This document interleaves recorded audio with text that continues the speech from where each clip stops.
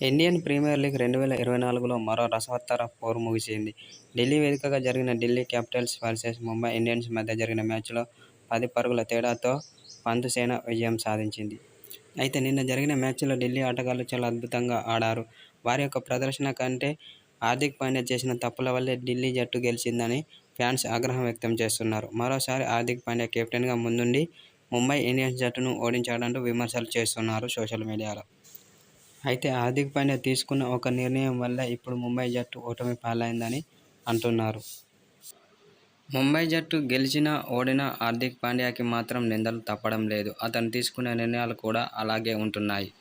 తాజాగా ఢిల్లీతో జరిగిన మ్యాచ్లో కూడా అతను తీసుకున్న నిర్ణయాల వల్ల ఢిల్లీ బ్యాటర్లు చెలరేగి ఆడారు. ఎవరైతే ఎక్కువ పరుగులు ఇస్తున్నారో వారికే హార్దిక్ పాండ్యా బౌలింగ్ ఇస్తుండడంతో దీంతో ఢిల్లీ బ్యాటర్లు చెలరేగిపోయారు. ఎవరైతే కంట్రోల్ బౌలింగ్ చేస్తున్నారో వారిని మాత్రం పక్కన పెట్టేసి వారికి మళ్లీ అవకాశం ఇవ్వట్లేదు. దీంతో ముంబై ఓడిపోయిందని ఫ్యాన్స్ ఆగ్రహం వ్యక్తం చేస్తున్నారు.